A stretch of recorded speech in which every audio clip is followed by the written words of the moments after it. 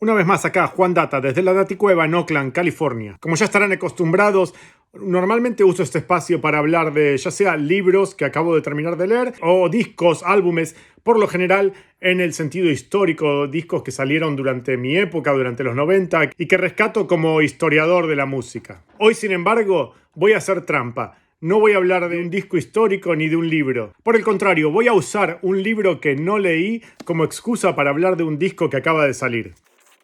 Así es, estimados amigos, hace tiempo que quería tener la oportunidad de hablar de uno de mis artistas favoritos de la última década. Se trata de Janelle Monáe, una cantante de R&B, rap, pop, soul, como la quieran catalogar, una artista magnífica por donde se la mire y súper talentosa, que además de tener muchísimo éxito en la música, ha probado suerte y le ha ido súper bien como actriz en Hollywood y ha también escrito un libro que se publicó creo que el año pasado. El libro se llama The Memory Librarian y es una colección de cuentos de ciencia ficción afrofuturista. No quiero hacer una crítica negativa del libro porque, como dije antes, no lo leí. Empecé a leerlo y me quedé a la mitad del primer capítulo. Esto no quiere decir que el libro sea malo, ni que esté mal escrito, ni nada de eso. Simplemente es que por el tema del que trata, medio que por su contenido no me era útil a mí para el trabajo que yo estoy haciendo de investigación, para escribir mi próximo libro.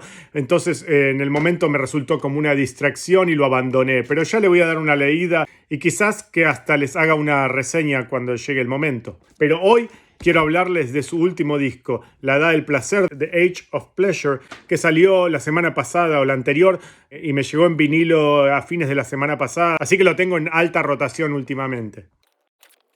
Janelle Monáe es, como dije antes, una artista muy talentosa y muy completa, multidisciplinaria también se podría decir, y que ha construido una carrera envidiable en una época en la que ya casi no se dan este tipo de artistas. Janelle Monáe es como la reencarnación de Prince antes de que Prince se muriera, porque ya de hecho hasta colaboraron juntos en vida cuando Prince todavía no se había muerto, ¿no? Pero es un artista de ese tipo, un artista que va más allá de los géneros, de los clasificativos, que ella misma en cuerpo y alma es su obra de arte de alguna manera. A mí siempre me causó fascinación todo su trabajo, más allá de que algunas obras me gusten más que otras, obviamente. Además de que de entrada me encantan los artistas que se animan a romper los tabúes y a desafiar los preconceptos de lo que un artista tiene que ser, especialmente un artista afroamericano en Estados Unidos, donde generalmente por el simple hecho de ser negro te ponen en un casillero que tenés que seguir cierta imagen y cierto estilo de música para encajar en donde el mercado pone a los artistas de música negra. Y ella siempre tuvo mucho control y mucha libertad de su carrera y eso es realmente envidiable y pocas veces visto en los últimos años. Por eso yo siempre insisto en compararla mucho con Prince, que fue un artista que en su momento hizo eso mismo, desafió todos los arquetipos del artista negro de Estados Unidos de esa época. Janelle Monáe había arrancado su carrera a fines de la década del 2000, después de haber estudiado teatro, estaba muy metida en el mundo de los musicales de Broadway y quería apuntar su carrera por ese lado, pero eventualmente grabó un demo que se difundió por internet en su momento. De ahí la descubrió Big Boi, uno de los miembros de Outkast, y la tomó bajo su ala protectora para guiarla en su carrera. Big Boi a su vez la presentó a Sean Combs, o sea Puff Daddy o Diddy, que la firmó para su sello Bad Boy, y de ahí en más su carrera fue mutando y transformándose, siempre sorprendiendo a sus oyentes. Después de algunas colaboraciones que hizo con Outkast y la Dungeon Family, con Goody Mob, por ejemplo, tuvo un EP debut, Metropolis, que no tuvo mucha repercusión en su momento. Después tuvo su salto a la fama a nivel mundial cuando hizo la colaboración con Fun, aquella canción de Tonight We Are Young, de la que se acordarán todos los millennials memoriosos. Desde ese momento ya se perfilaba como algo totalmente diferente, porque bueno, estaba haciendo una colaboración con un grupo de artistas de indie, música estereotipada como blanca en Estados Unidos, siendo ella afroamericana, o sea que entró por el carril opuesto en la industria, cosa que es nuevamente similar con lo que hizo Prince en sus comienzos. Que Prince nunca quería que lo encasillaran como música negra o blanca, siempre él estaba como en el medio y se quería mostrar como ambiguo en todos los sentidos, en el sentido racial y sexual y de géneros musicales. Janelle Monáe a partir de ahí empieza a sacar sus álbumes solistas en los que al comienzo tenía también una imagen muy ambigua en el sentido sexual, se mostraba vestida generalmente muy de tuxedos, de smoking, como decimos en Argentina, con uniformes estereotípicamente masculinos, muy en blanco y negro, muy sobrio, sin mostrar nada de piel, sin hacer alusiones a su sexualidad de manera explícita y con una onda muy retro. Se la relacionaba en esa época mucho con el retro soul. El arte de sus discos salía siempre con esa onda afrofuturista que parecía los álbumes de Earth, Wind and Fire y tenían un concepto súper elaborado en el que ella se presentaba como un personaje que era una especie de androide bisexual futurista y cantaba las canciones desde ese personaje y las enmarcaba en una especie de musical estilo Broadway. Entonces los discos de ella tenían una onda de álbum conceptual donde de a ratos tenían momentos instrumentales que parecía que estabas viendo una película de los 60 y de a ratos te salía ella cantando o rapeando, colaborando con artistas como Solange Knowles, Erykah Badu o Prince mismo. Así fueron sus dos primeros álbumes de estudio solistas de Arch Android y Electric Lady.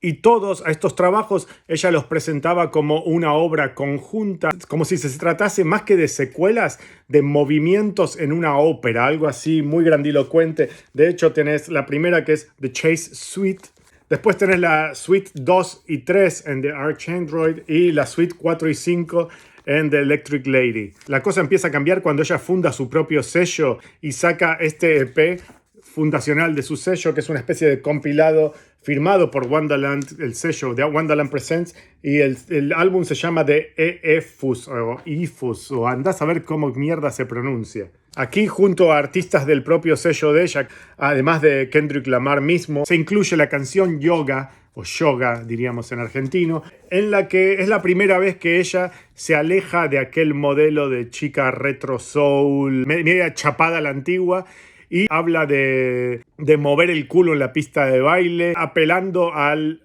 mercado más pop de la música negra contemporánea. Finalmente, en 2018 lanza su disco Dirty Computer, que para mí es su obra máxima, que es este que tengo acá. Comparándolo nuevamente con la carrera de Prince, este vendría a ser su Purple Rain. Además de que justamente Purple Rain era el soundtrack de la película Purple Rain y este Dirty Computer es el soundtrack de una película, entre comillas, y donde están todos los videos del álbum entrelazados con una narrativa media suelta, al estilo Moonwalker de Michael Jackson. Este disco tiene una onda retro, pero ya no retro hacia los años 60, sino retro hacia los 80.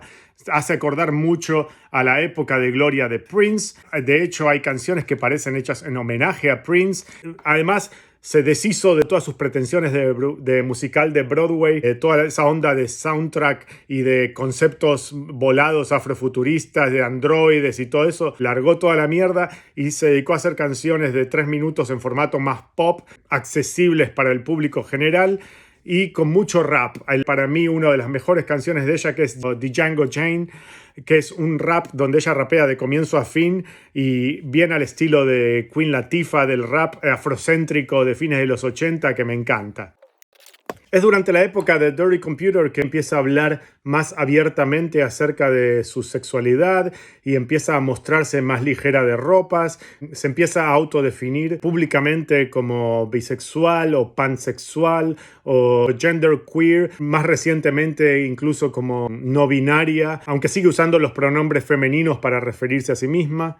Y tiene una canción, Pink, junto con Grimes, en la que básicamente habla de su vagina en toda la canción. O sea, es el comienzo del destape de Janelle Monáe. Después de eso, sin embargo, se toma una pausa de casi 5 años para sacar su último disco y en el medio hace un montón de películas, trabaja mucho en Hollywood, saca el libro del que les estaba hablando, que no terminé de leer nunca, y finalmente en junio de 2023 saca su nuevo disco, The Age of Pleasure, la edad del placer, o la era del placer, como lo quieran traducir, y es un disco 100% hedonista, dedicado exclusivamente al placer y al placer físico, al placer sexual, al placer de los sentidos, desde una perspectiva siempre muy feminista y genderqueer. Entonces, si decíamos que Dirty Computer era el Purple Rain de Janelle Monáe, The Age of Pleasure vendría a ser el Love Sexy de Janelle Monáe, el disco donde se puso como Prince en pelotas.